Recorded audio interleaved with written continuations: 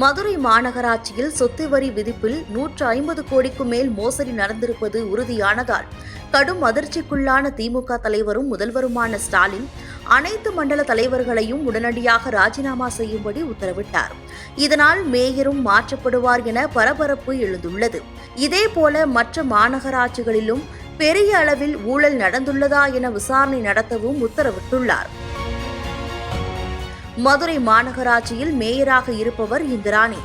மாநகராட்சி வளாகத்திற்குட்பட்ட தனியார் கட்டிடங்கள், வீடுகள், வணிக வளாகங்களுக்கு சொத்து வரி நிர்ணயிப்பதில் உண்மை தொகையை விட பல மடங்கு குறைத்து வசூலிக்கப்பட்டிருப்பதாகவும், இதற்கு பதிலாக பல கோடி லஞ்சமாக மண்டல தலைவர்கள், குழு உறுப்பினர்கள், மாமன்ற உறுப்பினர்கள் பெற்றுள்ளதாகவும் பரபரப்பு குற்றச்சாட்டு எழுந்தது.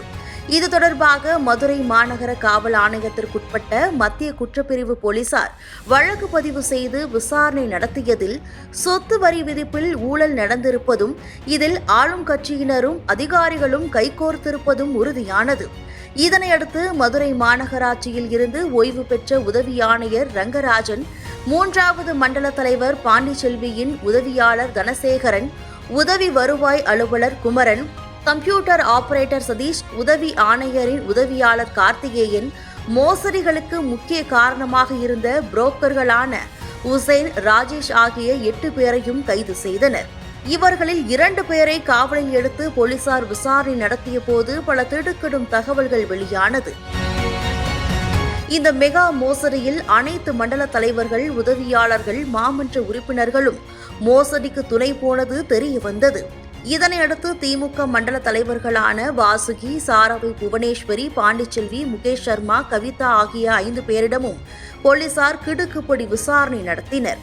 விவகாரம் பெரிய அளவில் நடந்திருப்பதை அறிந்த உள்ளாட்சித்துறை அமைச்சர் நேரு மதுரை மாநகராட்சி அலுவலகத்திற்கு வந்து மண்டல தலைவர்களான வாசுகி உள்ளிட்டோரிடம் வரி வசூல் தொடர்பான ஆவணங்களை வைத்து விசாரணை நடத்தினார். மாநகராட்சி மேயர் இந்திராணி, இவரது கணவர், நிலைக்குழு உறுப்பினர்கள் என பலரிடமும் விசாரணை நடத்திய அமைச்சர் நேரு ஊழல் பெரிய அளவில் நடந்திருப்பதை உறுதிப்படுத்திக் கொண்டு முதல்வருக்கு தகவல் கொடுத்தார். அமைச்சரின் அறிக்கையை படித்த முதல்வர் ஸ்டாலின் கடும் அதிர்ச்சி அடைந்தார்.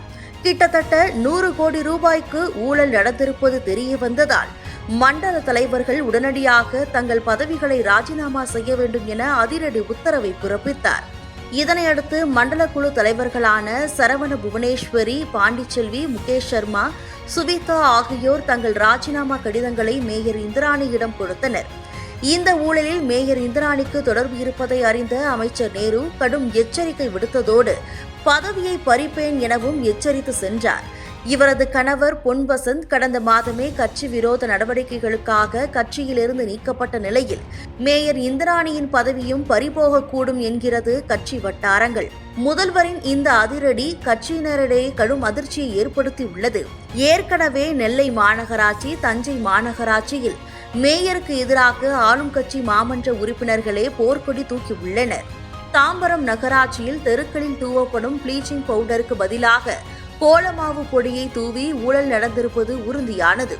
இதேபோல சென்னை மாநகராட்சியில் மாநகர கழிப்பிடங்களை ஏலம் விடுவதில் பல கோடி ரூபாய் ஊழல் நடந்திருப்பதும் தெரிய வந்துள்ளது.